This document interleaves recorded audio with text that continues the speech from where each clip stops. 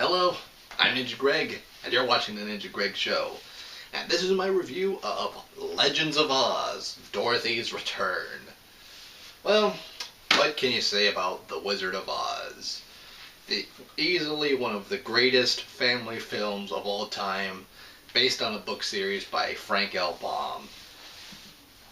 There have been a couple of prequels to it, like Wicked, which was a Broadway play about the Wicked Witch of the West, and Disney's Oz the Great and Powerful, which was about the wizard, although from what I understand both stories kind of hit the same notes. It's just one focuses more on the witch, one's more about the wizard. And of course there are a couple of sequel stories. I mean, the book series had several stories that took place after the events of the initial Wizard of Oz. And then there was Return to Oz, which was dark and kind of disturbing at points. At least so I've heard. I mean, I've never seen Return to Oz. I saw this movie, Legends of Oz: Dorothy's Return. So, how does it hold up? I mean, can it hold a candle to easily one of the greatest films ever made? Let's find out. So, what's this movie about? Well, it turns out that the Wicked Witch had a brother called the Jester, and he always wanted to be just a big, powerful warlock and rule over the entire country, but nobody ever takes him seriously because, well, oh, look at the goofy, silly Jester. Oh, what a card that guy is. He's good for a laugh and not much else. And certainly not helped when his sister just kind of put a curse on him to make him permanently stuck in his Jester costume. So what he does is, apparently a few years have gone by since Dorothy has left Oz, although it's only been maybe a couple of days in our time because the dimensional time differentiation or whatever. And the Jester's stolen the broomstick of the Wicked Witch of the West and combined it with some magic orb thing that's never properly explained. And so he uses that to unleash havoc and basically take over all of Oz, capturing a bunch of people and turning them into wooden puppets, including the Good Witch of the North, Glinda. Yeah, the Jester's magic is powerful enough that he actually subdues Glinda. Someone who had, well, it was implied that she had more power than the Wicked Witch of the West, but anyways, on with the rest of the story. So, the Scarecrow, Tin Man, and the Lion, not Cowardly Lion because he found his courage in the last movie, remember? They're all in dire straits, and they contact Dorothy and bring her back to Oz via a rainbow. I forget exactly what they called it, but yeah, Dorothy ends up traveling through this kind of colorful rainbow teleportation tunnel thingy because I guess the filmmakers were big fans of the Thor movies. And she ends up back in Oz. And she has to get to the Emerald City to get the broomstick back and stop the Jester and return everything to how it was. And this movie kind of hits some of the same notes as the original classic.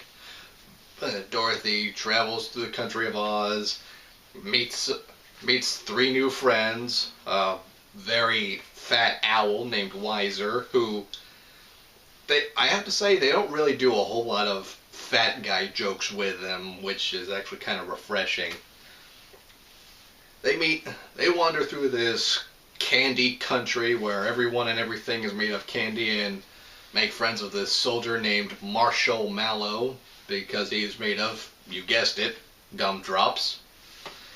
And of course they venture through what I'm going to call Chinatown because it's a whole place made out of China, the glass, not the Asian country. And I kind of like how they kind of reference the book series, because I remember reading from the book in the original story, her Dorothy and her friends travel through this China village, and we also saw the China village in Oz the Great and Powerful. So I like how they kept that detail from the from the other iterations of the story. And anyways, they make friends with the China princess there. Again, remember, kind of glass, not Asian in any way. And also, they make friends with an old talking tree, because remember from the first movie when Dorothy tried to pick an apple from a tree, she kind of ran afoul of some of them. So yeah, the Dorothy and her friends, or new friends this time around, come to a river that leads to the Emerald City, and they need a boat. And kind of following in the footsteps of the original movie, Dorothy kind of just takes a branch off of one of them, and of course gets into trouble for it. Until this old tree, voiced by Patrick Stewart, basically volunteers himself to be made into a boat. And it's not what you think. They don't like cut him up or anything. No, he just kind of uproots himself and kind of lays on his trunk, and they kind of build the boat on top of him. It's weird. You have to see it. So yeah, they take the tree boat that they named Tug to the Emerald City to stop the Jester, and of course Dorothy ends up reunited with her friends. They get the scepter away from the Jester, break his poorly explained magic orb thingy, and return everything back to how it was. So, does the movie hold a candle to the original classic? Oh, hell no. But I don't think that's really fair. I mean, yes, the original classic is timeless, and it'll be remembered forever. It'll never go away. This movie, in all likelihood, probably will just kind of fade into obscurity at some point. But the classic had 75 years on this movie, so it's got time on its side. I mean, in all those 75 years, it's been seen again and again by countless people who probably saw it as kids and then showed it to their kids, and who showed it to their kids, and so on and so on and so on. Heck, I've probably seen it on television myself a couple dozen times, and I've actually got it on DVD. So yeah, everybody and their mom has seen the classic Wizard of Oz. Everybody loves it. But while this isn't as good as the original, I don't think anything ever can be that good.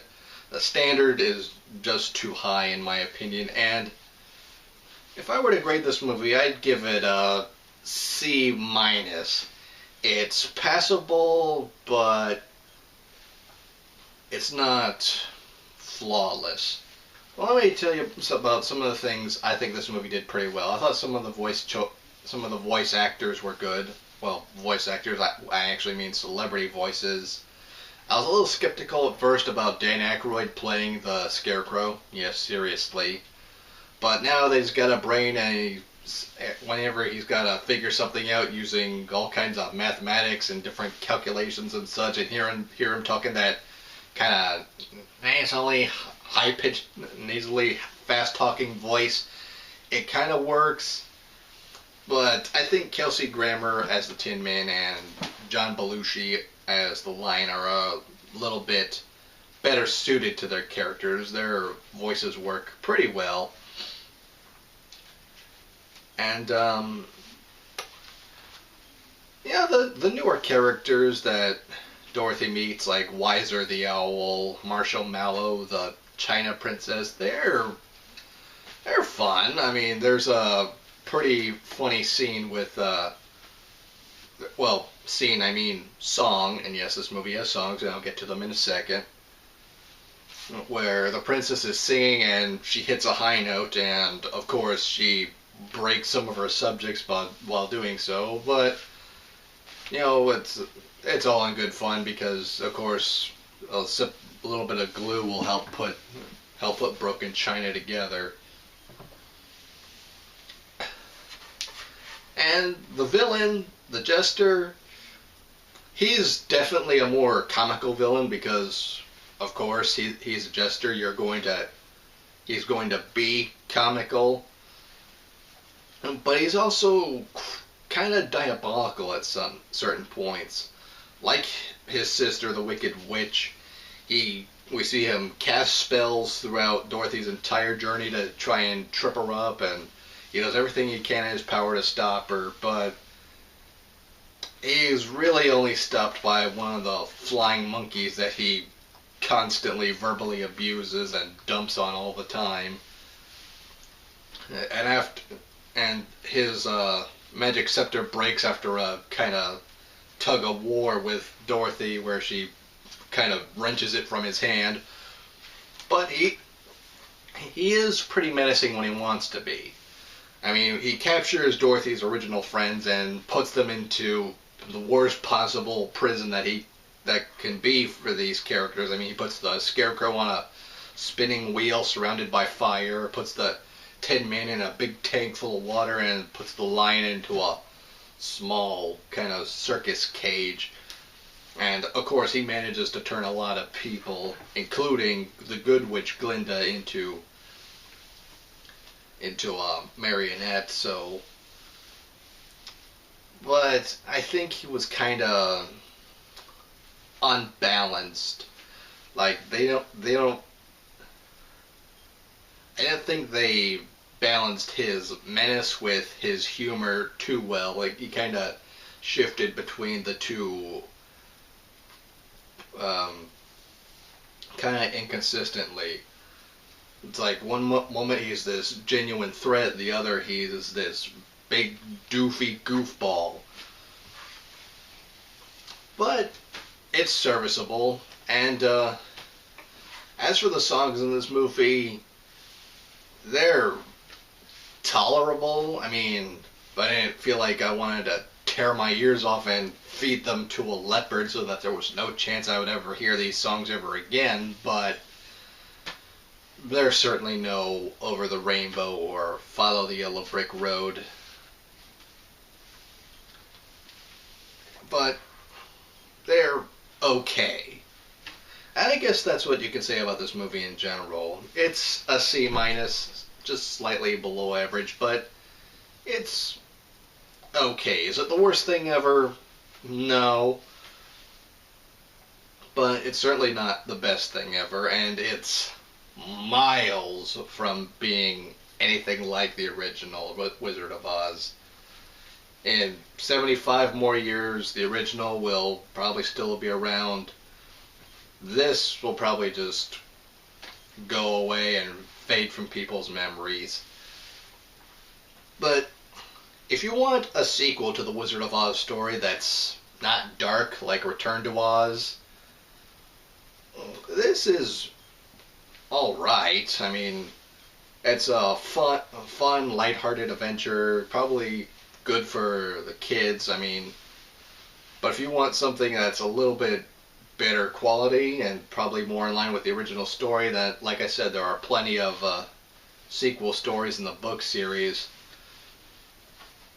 But this one is okay for what it is. I mean, it's not insultingly bad, but it's not spectacular. Anyways, I'm Ninja Greg. You've been watching The Ninja Greg Show. I'll see you next time, and don't forget to like and subscribe. See ya.